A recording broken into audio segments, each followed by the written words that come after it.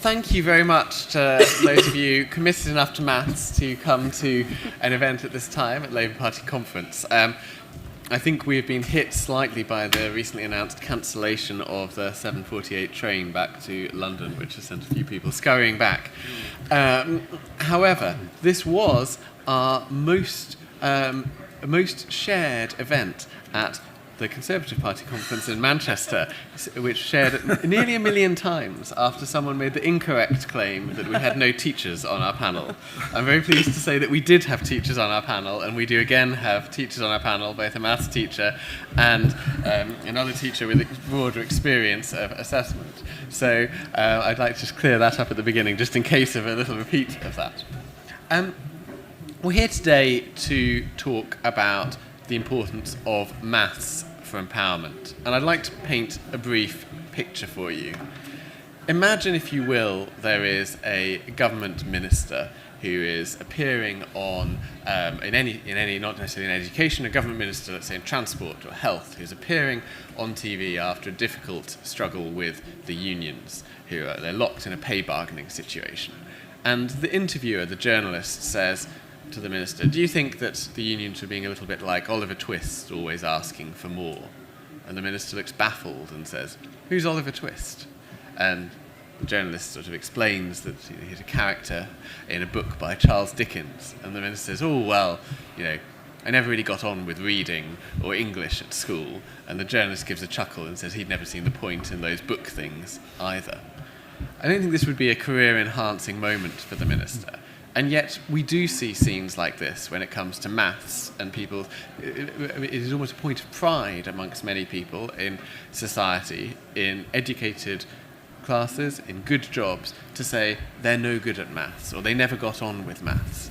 And actually then this feeds down through our society to younger people, to people who are trying to seek out opportunities as adults, and it is not true. There are many, many people who can be taught to be good at maths, or at least can be taught to do the maths they need to improve their lot in society.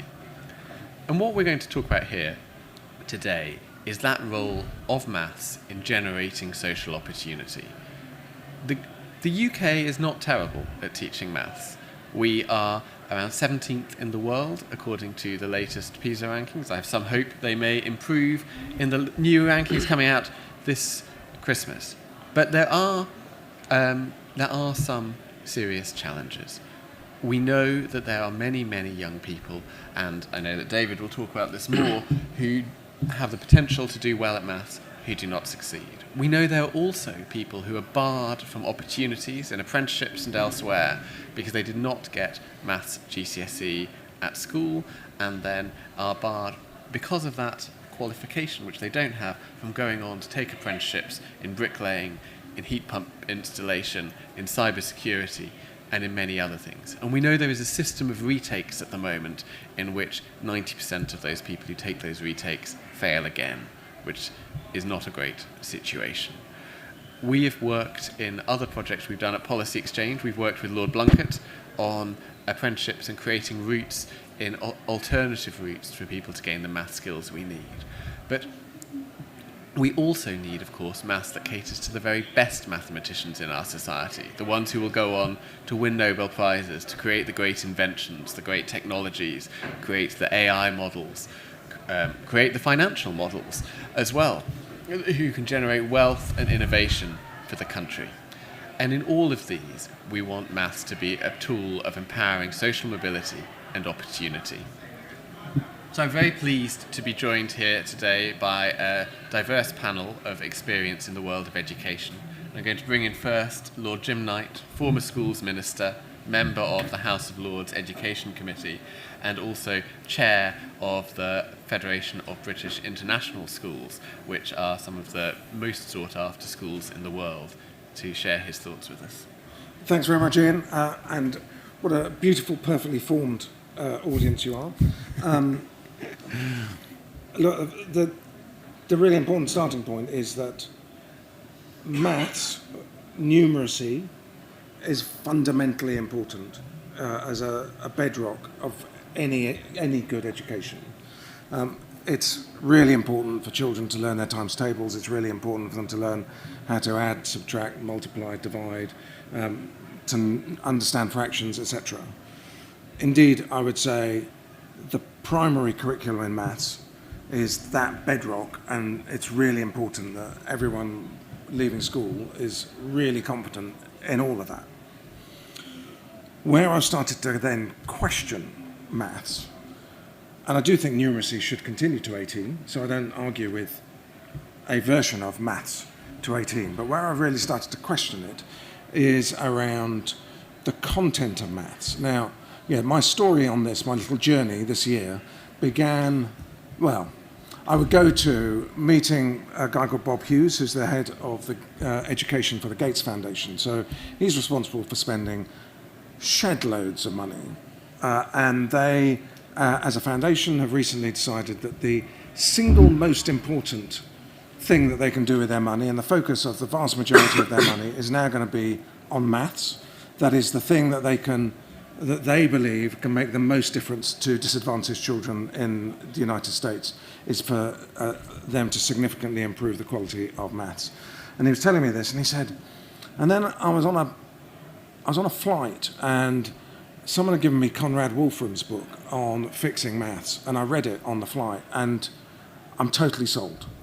Now, 2 weeks previously, I'd met Conrad Wolfram, and he'd given me his book.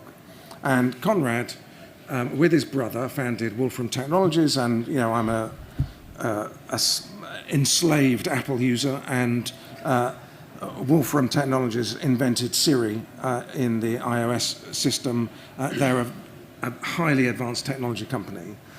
And Conrad told me that he'd recently used some Wolfram Technologies in conjunction with ChatGPT, and had scored 99% in A-level maths.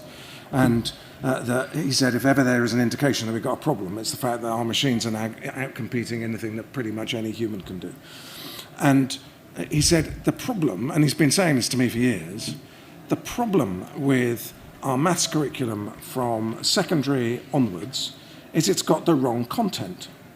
We are still teaching hand calculation of mathematical problems, and that's bogging us down in the same way, when I did my O-level maths, we used a slide rule, and there was a debate about whether or not to allow calculators. And once you allow calculators in, you can do a different range of maths, because you can calculate things differently using calculators, and that's why we've done that.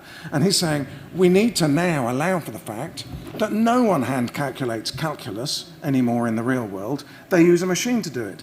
And if we accepted these tools, then you could teach calculus to 9-year-olds. You can teach them the excitement of plotting curves precisely and using them to design the bend in the chair that you're all sat on. But you're not all sat on the same chair, for those watching at home.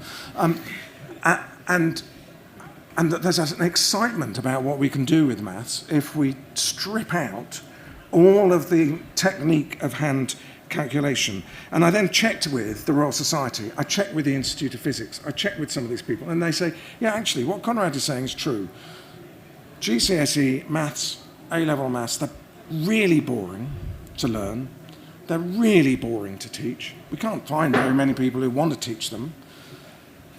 We've got a requirement for apprenticeships, which, Ian, as you say, I'm just concluding a piece of work for Engineering UK with David Willits on apprenticeship take-up. It's a significant obstacle that there's a belief, and it's true, that in order to finish an apprenticeship, you have to have level 3 maths, which is interpreted as GCSE maths. And even the A-level is the most popular, the maths A-level is the most popular A-level. But it's not because of what's in it, it's because it's regarded as a necessary qualification to access a whole number of higher education courses. But once you get to higher education, the academics there don't really value the content of A-level maths, they just value the fact that you got the qualification and you're good enough to come to university. So if the Royal Society and Institute of Physics, etc., and all of those experts are agreeing that that is the problem, and it's constraining kids doing apprenticeships and it's putting lots of people off education, then we have to fix it, and we have to fix maths. And what Conrad in his book is basically saying is, there are 4 processes attached to maths: define, abstract, calculate, analyze. It's a problem-solving subject. Let's focus on those 4 things, put calculation in its place, using machines to calculate the way we all do in the real world, and then we can reinvigorate this subject as the problem-solving subject we know it to be, and it will have a great future. Thank you, Jim. That's a fantastic start to our discussion here. I must admit I was sad enough as a teenager to teach myself to use a slide rule once, but I would fully admit it should not have been taught at school, and I'm glad that it wasn't inflicted on my other school colleagues at the same time. David, MESME exists to promote maths and social mobility. You are very kindly our sponsor for this event in order to promote it, and over to you. Yeah, thanks, Ian. I didn't learn how to use a slide rule. I'm just working out the extent to which I should say what I was going to say and the extent to which I should relay my conversations with Bob Hughes and Conrad Wolfram in the last couple of months and go back on Jim. I think I'll do a bit of what I was going to say, and then let's start that conversation, because I think it's a really interesting one, and I think we've got a nice debate to have, which should be fun for people. So where would I start? I would start by saying that England is, and Ian, you said this a bit at the start, England is, relatively speaking, doing really well at maths. We have been on a great journey over multiple decades of improving the way that we teach maths in this country, and we've seen that come through in the outcomes. If you look at the international surveys at primary and at secondary, we're making great headway. And now I'm going to say everything that I think is wrong, but the reason that I start with some of the successes is that I'm confident that we can make a difference, because we've shown that it's possible to make a difference in our education system and transform things, because we've done it over the past decades that we've just been through. So the case I'd make is I think England is squandering the talent of tens of thousands of children every single year. And I think that's an individual tragedy, and I think it's a collective tragedy. It's an individual tragedy because for all of those children who don't go on to achieve their potential in maths, it makes a real difference to them personally. If you have a maths A-level, you earn 10% more than someone else doing the same job as you, but who doesn't have a maths A-level. And if you make that a maths degree, it's a 30% earnings premium. That is real material difference to people's quality of life.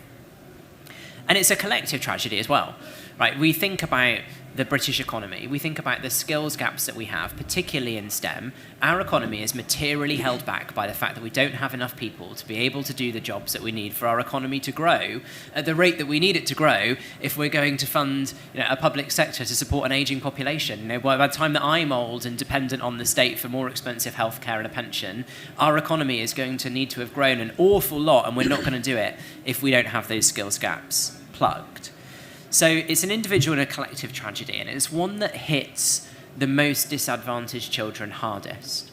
So when we look at progression through the system and we follow children who are eligible for free school meals, half of children who, when they're 11, are the top performers at the end of primary school, don't go on to get a good GCSE maths grade when they're 16. Half of children on free school meals. These aren't children who just never liked maths, were never good at maths, it wasn't their thing, any of those kind of normal arguments. These are children who loved maths, were doing well at it, and something goes wrong between the ages of 11 and 16 that means they move from being absolute top performers to not going on and getting a great GCSE grade. And that 50% drop-off is huge. And in terms of absolute numbers, it's 11,000 children per cohort of those free school meal children who drop off. 11,000. The STEM skills gap in England that was measured, and the measurement came out last week, for advanced STEM skilled vacancies in the English economy was 16,000. So we're losing 11,000 children from every single school cohort who are on track to fill a total number of vacancies we have in the economy around 16,000. It would be so easy for us to plug that gap, but we're losing the children. And just imagine what it would do for our economy and for our society to plug that gap. And it's not a crazy leap to think that we might make it, right? This isn't talking about moving the median child. It isn't talking about moving children who hate maths, who are begrudging it, who really don't want to be taught it. We're just talking about holding on to children who are already doing well and already enjoying it. So why is it and what needs to change? This is where I agree a bit. I think what needs to change is the start of secondary school. It's 11 to 14, and it's the classroom experience and it's the social experience. So in the classroom, I've done a lot of speaking to teachers and speaking to children, particularly talking to 11-year-olds about their experience of maths. And what they tell me is that when they moved from primary into secondary school, maths became both less enjoyable and less challenging. They say that it got less fun and it got easier, right? And now I think that tells me that this isn't something that is primarily about the exam system. This is a change that's happening as they move into year 7. I think it's more complicated. I think it's about the way that secondary schools are set up and about the way that secondary school maths departments operate. And I think, ultimately, it is about the fact that we don't have enough maths teachers to teach all of those year 7s. And when you don't have enough maths teachers to go around, often the people who get missed out are the year 7 class. So these children tell us that their experience is that teachers try to engage them by doing superficial things that aren't intellectually stimulating, and so they end up getting bored. That's what they say. It's also a social thing. They tell us that when they move into secondary school, they're deciding who they want to be. They're forming a new identity. They're working out what is their personal brand, right? They live in an age of Instagram where they're taught implicitly to curate a brand about themselves from day one. What is that personal brand? And do they want to include maths as part of it? And the answer is that they're scared to include maths about it because of how they think people will judge them and what it will mean for their social status. So it's a classroom experience and it's social. You know, we are in a moment where, you know, obviously the Prime Minister's been talking about maths to 18, but you know, that's probably not going to be a particularly political thing, right? That was Labour Party policy before 2010, and it was in the Labour Party 2015 manifesto. This feels like the sort of place where there might be a bunch of consensus. But I would urge everybody, and particularly when I think about the curriculum and assessment review that Labour have pledged, to not just be thinking about the end of the system, the 16 to 18 bit and the exam reform, but to be thinking about what goes before. If we want maths to 18 to be working, if we want maths post 16 to be working, we need to be thinking about 11 to 14, and we need to be thinking about Key Stage 3. So if one were hypothetically doing a curriculum and assessment review, what might one be thinking about? I think you start with Key Stage 3 and you focus on the classroom experience at the start of secondary school. I think you focus on school culture, making it safer for children to feel like academic excellence and maths excellence is something they can be proud of, rather than something they need to be worried about. And I think you focus on tackling this idea that we have in British society that maths is something you want to be embarrassed about or ashamed of, something that takes away opportunities rather than bringing you opportunities. And I think there are a couple of traps to avoid as well. I would avoid the trap of getting overexcited by exams and assessment and the end of the system. It's always exciting to think about the exams because that's what people remember from their time of school, and it's what people like to talk about, but I don't think it is the thing that really matters most here. And I would avoid the trap of thinking that excellence and elitism are the same. It really matters to these children who are at the top when they're 11 that they are able to carry on being at the top when they're 16, and it's not right that we disproportionately lose disadvantaged children. It really matters to our society and to our economy that people who are the absolute top achievers come from all backgrounds, that every single background in our society is represented by the people who are doing best and are going on to achieve the best outcomes. That's really important for us as a society. And I would keep a focus on the top end as well as on the bottom end when we're thinking about curriculum and assessment. So I think we can make a really big difference to those 11,000 children and all the others who drop off who weren't on free school meals. I think that's possible. I think the fact that we've improved the system this much over the last few decades gives us hope in that.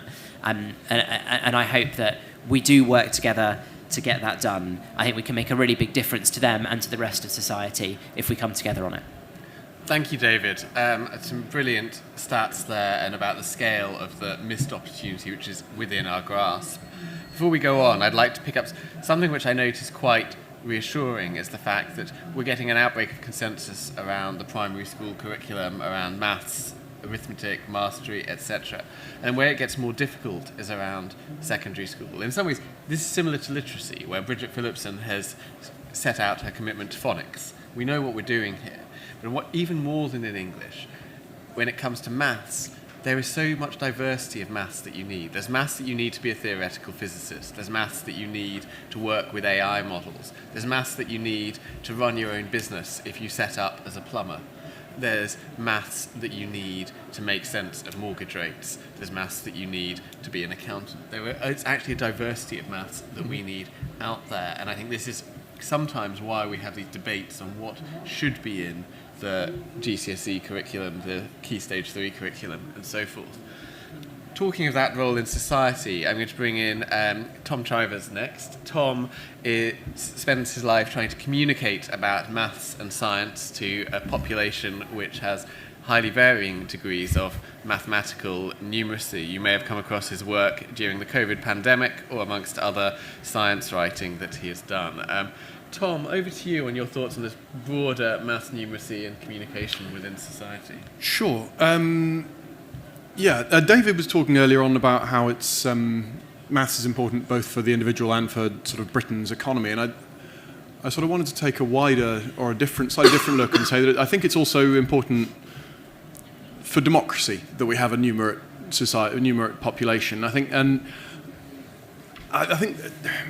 the parallel I always draw is with the sort of mid to late 19th century when the franchise was expanded and suddenly loads of people could vote who couldn't vote before, and there was politicians. There was one particular politician, Robert Lowe, who said that. There was a great quote, and I've got it written down, so I'm going to try and get it right. We must now allocate our masters. Yes, thank you. You have placed government in the hand of the masses, and you must therefore give them education. You're right. It is we prevail on them to learn their letters, our future masters, and that was true of reading. Then you couldn't make sense. You couldn't vote well if you didn't read the newspapers. So we needed to have a literate population in order to navigate a democratic society. So the 1867 Reform Act led to the 1870 and 1880 Education Act.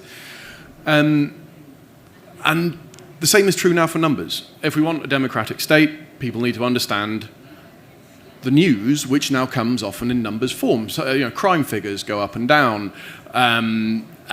The economy shrinks and grows, pandemics kill X people, the R value is this, and so on and so forth. And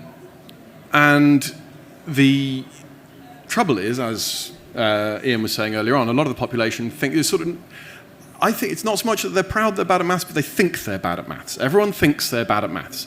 My book I published relatively recently, at the beginning of the pandemic, with my cousin, David. He's an economist at Durham, and he teaches a bunch of students who are, they're Durham economics students, and they've all got A-level A's at maths. And he says all of them think they're bad at maths. Like, it cannot be possibly true that all of these people, I think David sometimes thinks he's bad at maths. I, who have written 3 books about statistics now, I'm still pretty sure I'm not that great at maths, but it can't be true, right? It can't be true that everyone is as bad at maths as they think they are. But I think, more importantly than that, right, the sort of numbers, the sort of maths that we need to navigate a democratic society are broadly not that complicated. Most people can grasp it, and you saw this in the pandemic. I thought it was really heartening. One of the few things that was heartening about the pandemic, I guess, but when people had to understand what a reproductive value was of COVID, what an exponential curve looked like, all these things, people could. These concepts were being dropped into the 9 o'clock news bulletins without any particular explanation, because people had worked it out, they'd understood. And when people need to understand things, they are capable of it. People are generally pretty good. And the sort of questions that we need to ask are things like, where does that number come from? How are we measuring it? Has what we're measuring changed? Is it a big number? These aren't complicated. Is there a causal link between when we say that this number's gone up and this other number's gone up? Is there a causal link between these two things? And the thing is, right? I absolutely agree with Jim that a lot of this stuff you can just use. I rely enormously on online calculators to help me work out statistics, because a pain in the arse, and I won't do it. I don't want to do it myself. But that's true. Absolutely, you can use AI, you can use calculators, you can use different tools to work these things out for you. But they can't tell you when to ask the question, or at least they can't yet. You know, what's the interesting bit for me, at least, about maths and statistics is knowing, well, what questions should I be asking of this number? How do I interrogate this number to make it sort of tell me the interesting things they want to say? And then you don't need to be like Rachel Riley or Carol Vorderman or whatever off Countdown and sort of like doing maths in your head. You need to know the sort of often quite simple conceptual questions to ask of the numbers, and then you can use a calculator to do it for you, and that's fine. But you need to know the questions to ask. Anyway, I'm not a policy guy, and everyone here will have much more in-depth and sensible answers on, you know, what should be in the maths GCSE curriculum, or what we should do at grade 7 and so on. But just from someone who spent a lot of time writing and talking about numbers, I just think it's the things I would like everyone to realise is both that numbers and maths are vital for a democratic society, but also that the sort of things we need to know and understand generally aren't that complicated and generally are well within the grasp of anyone who is interested in this stuff. And I think that's my whole point. There we go. Thank you, Tom. And I think there's a very interesting reflection on this in the Numerate Society, is that a large number of people thought that if the Prime Minister succeeded in his pledge to halve inflation, that would mean that prices were falling, which of course it won't. And I mean, I'm not saying that to make fun of people. I'm saying that that is what their polls done. Around 40% of people thought that. And that's a very basic thing that clearly the Prime Minister thought this was a simple pledge. That's why he put it as one of his 5, and yet it was massively misunderstood in the population at large. I'll let Jim, if he wishes to comment on the implications for that for future elections. I will now bring in Daisy. Daisy is an educationalist who works with thousands of schools in her current work and has a track record of coming up with interesting insights about the education system. And Daisy, over to you. Brilliant, thanks, Ian. So I was planning to say something different, but I will take issue. I'd like to take issue with a couple of things that Jim said. So yeah, I'm going to change what I said and speak on that instead. So Conrad Wolfram, Institute of Physics, Royal Society, obviously some big names there. And I would say I've read quite a few of the things Conrad Wolfram has said about secondary math teaching and what you said there. And yeah, I'll put it out there. I mean, I fundamentally disagree with lots of them. And it's not just me. So it's, you know, those are some big names there who are expert people. But what they don't take into account, they might think about maths, but they're not thinking about cognitive science. They're not thinking about the way the human mind learns. And so I can throw some other equally big names at you of people who would really disagree with the kind of things that Conrad Wolfram in particular is saying. Steven Pinker, for example, Professor Daniel Willingham, University of Virginia, John Sweller, University of New South Wales. These are all people who have done a lot of research into cognitive science, the way the brain learns, mathematics, and they would disagree with Wolfram's points about the redundancy of hand calculation in an era of high technology. And in fact, one of the reasons why people like Wolfram get it wrong is because they are so expert themselves. And Steven Pinker has a really great concept here, a great term that he uses, which is called expertise-induced blindness, which is the case that when you become expert at something, you often forget what it took to make you an expert. And the thing that experts always forget is that their expertise rests on a foundation of factual knowledge. And they forget that in the way that we often forget the air around us, in the way that rich people forget the importance of money. Okay? When we have a lot of factual knowledge at our fingertips, we forget how much we rely on it. And it's only when you encounter students who don't have that factual knowledge and don't have that fluency with hand calculations that you realise just what a problem it is. So I'll just quote here from, on the importance of having facts and having them very fluently in long-term memory. The reason why it matters so much is that our working memory is incredibly limited. We can't take on that many new pieces of information in our working memory at any one time. So most higher-order thinking that we do in any subject, we are relying on facts that we have stored in long-term memory. So a vital part of primary and early secondary education has to be establishing that body of facts and those routines that will then, you'll forget you're using them in later life, but you are using them. And there's a great quotation here from Professor Daniel Willingham, Professor of Psychology at the University of Virginia. And he says, data from the last 40 years leads to a conclusion that is not scientifically challengeable. Thinking well requires knowing facts. And that's true not simply because you need something to think about. The very processes that teachers care about the most, critical thinking processes such as reasoning and problem solving, are intimately intertwined with factual knowledge that is stored in long-term memory, not just found in the environment. And let me just give you an analogy here of why this matters. Let's think about chess. Now, chess is having a bit of a boom time at the minute. It's had a really good couple of decades. And that's actually in some ways quite counterintuitive, because in 1998, the first, the world champion human lost to a chess computer for the first time. Garry Kasparov lost to Deep Blue. And since then, chess computers have only got better. And now the top humans cannot hold a candle to them. Stockfish, AlphaGo, they will beat any human you care to mention. And the people said in 1998, oh, chess is dead. Why would humans want to play something that computers have completed? And the opposite has happened. Chess has become incredibly popular. As I say, it's having its moment in the sun, the Queen's Gambit, what have you. But if a child wants to learn chess, do we say to them, don't bother learning how the knight moves? The computers can do all that boring basic stuff for you. You don't need to bother learning how the pieces move. Just focus on the strategy. Of course we don't. We recognise that in order for humans to get good at something, a lot of the time they have to focus on doing things that computers find trivially easy. So, you can't expect, let's draw the analogy with maths. You can't expect that the only way you can teach students to learn maths is to focus on things that computers can't do. In the same way you wouldn't expect that to learn chess, you would focus on the things the computer can't do. In order for students to be good at the things the computers can't do, they cannot skip the things the computers can do. And as I say, these are all fundamental principles of cognitive science that a lot of experts in maths do not realise. But they are really important if we are going to get maths teaching right. Brilliant. Thank you, Daisy. I think, Jim, I'm going to offer you a right of reply to that. I think it's only fair to do so.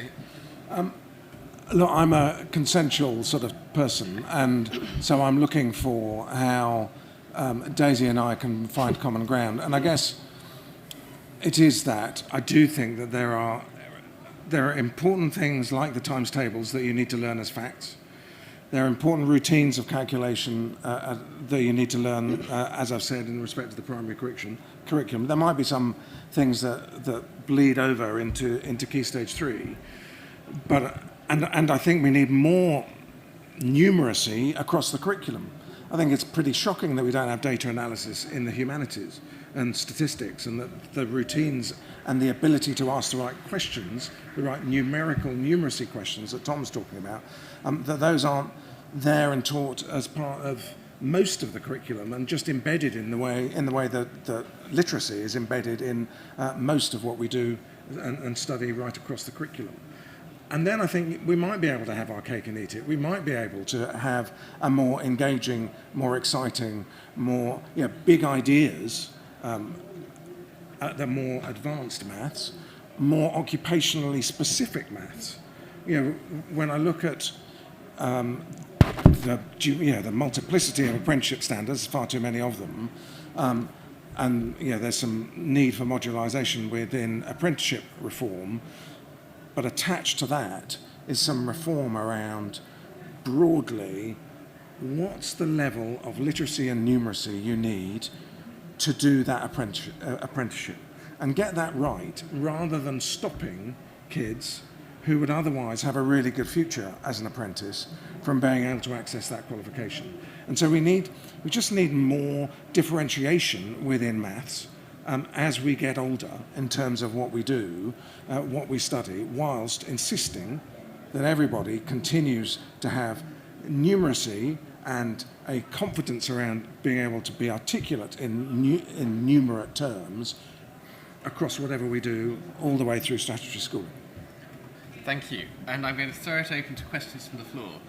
We've got about 8 minutes for questions, so I'll take a couple if we have them. If not, I will ask the lady at the back.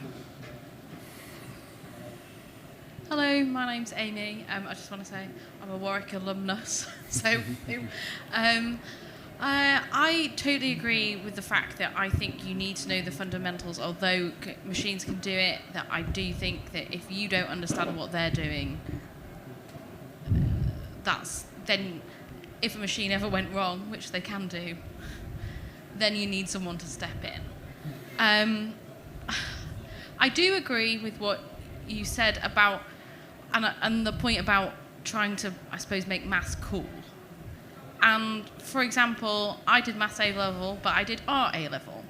And I actually used a maths program that would draw graphs in order to do a project on 1960s op art. And firstly, I'd like to hear your opinion on how you can build maths into other subjects in that sense, so that people can learn maths, even if they don't like maths in that sense. If you're, a historian or a geographer. And also, I just wanted to ask is, I learnt numeracy through my dad taking me shopping and asking me to count how much he was spending and what change he should get, and whether or not you think the move to card, not cash, is going to affect numeracy. Thank you. Good questions. I've pondered the last one with my children, and not so much on that, but how do I teach financial literacy when they never actually see any money? It's a really, really good question. And the gentleman in the front. Thanks very much. Nicholas Heslop. I work for the Baker Dairy and Educational Trust. But my question has got nothing to do with UTCs, because I just wanted to pick up what Jim said about maths across the curriculum and actually the relevance to it as well. But I also just wanted to pick up comments that David has made in his capacity as CEO of your organisation. There aren't enough maths teachers. That's the reality. And actually, how are young people going to be able to develop to do maths to the age of 18, where I think there's only about 71% of GCSE students got grade 4 in the last year? Thank you. Thank you. Before I go to the panel, I'm just going to add my own comment on the sort of debate we've just had, is that I'm quite confident that maths teaching needs to be knowledge-rich, but I think that it may be the case that what that knowledge-richness is different in the 21st century than it was in the 1990s, just as we didn't need to memorize trigonometric tables in the 1990s because we had calculators. So hopefully there can be some discussion of consensualness as we go forward, as we explore that sort of great uncharted territory. To answer the two questions, Jim, I'm going to go to you first, Yeah. and I'm conscious you're on a deadline. So I am, and I've got to go and talk about Ofsted in a minute. History, I studied geography at a degree, and I had to do statistics. I'm not going to say that's the reason why I gave up geography. It would sound like I'm math shaming myself or something. But clearly, if you are to understand the world, past, present, you need to understand trend, and population changes, Malthus, that's maths. There's a whole bunch of data analysis, and being able to tell stories with data, being able to present data. I think those are just fundamental. They're fundamental now to journalism. If you're doing English, and you're teaching people to be able to communicate ideas in journalistic form, you now need to be confident in being able to use data and talk about data, to collect it, interpret it. Most jobs now that you're doing in the digital economy, if you haven't got some confidence and competence around spreadsheets and being able to put formulas in spreadsheets and be able to manipulate data through that form, then you're going to really struggle. And so in terms of relevant skills, real-world numeracy skills, I see it across what we're doing. You talked about art. I think we should have a more numerate and numeracy confident teaching force. What Nick, you're saying in terms of we haven't got enough maths teachers, Now, what I'm told is, in part, it's because it's really boring to teach. Now, that may or may not be true.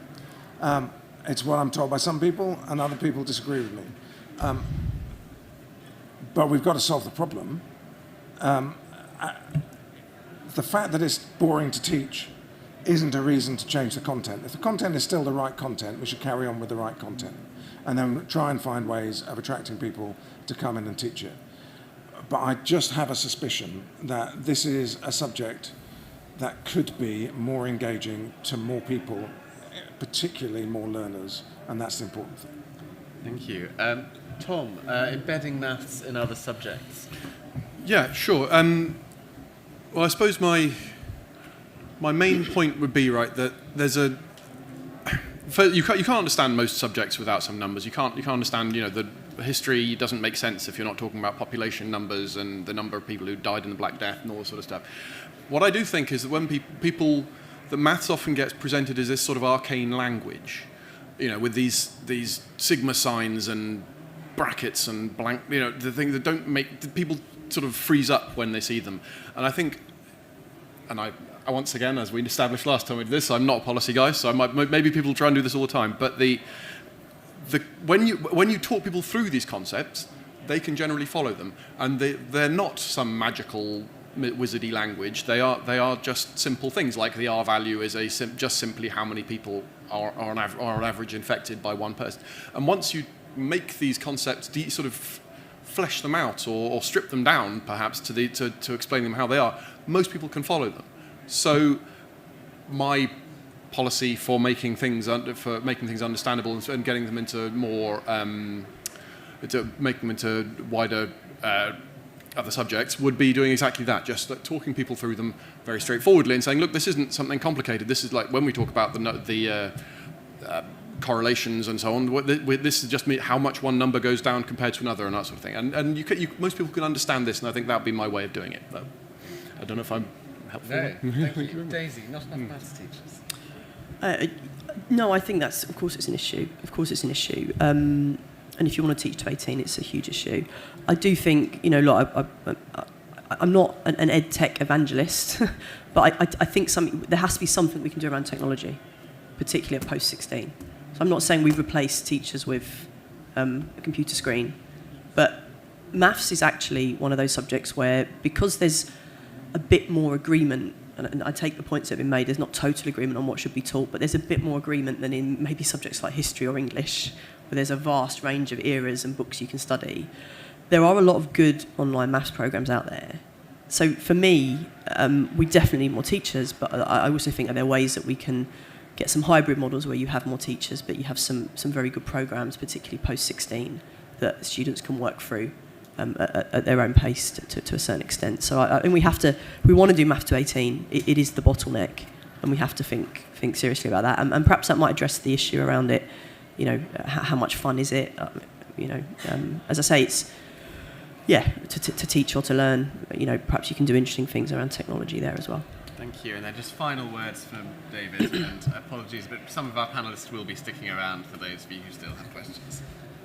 Right, I'm going to come to the defence of GCSE maths. I love it. I'm a career, borderline GCSE maths teaching gets a really bad stick, and it's what everyone says is awful and soul-destroying. I am a career borderline GCSE maths teacher, and I think it is great. So I'm going to stick up for it. I think one of the places we agree is that clearly the end goal is people who can use computers to do difficult maths, right? What we're saying is, on the journey there, when do you stop doing stuff by hand and stop doing stuff that we're thinking about as academic maths and start doing some of the more novel stuff, right? That's the contention. And I think the reason we're in slightly different places is I don't think the place you just stop is Key Stage 2 and just numeracy and adding and multiplying and dividing, because I think that the foundations of the harder stuff are things that come later. I think you need to do calculus by hand to understand calculus. Mm-hmm. Calculus is phenomenally conceptually complicated. Getting your head around first and second derivatives and happening at the same time, and what a differential equation is and a partial differential equation. And now for a bunch of people I'm just saying words, but understanding what those things are to be able to know what you're asking the computer to do is really difficult and takes a bunch of time. So you want to get to the place, of course, where something else is doing a bunch of the calculation for you. But I do think you've got to go through doing it to go on the journey. And even something as simple as, your point about spreadsheets, I mean, spreadsheets are just a giant bit of algebra, but getting your head around what a variable is, like as someone who spent a lot of time getting 11 and 12 and 13-year-olds to understand the concept of a variable, it's hard and it takes years of practice.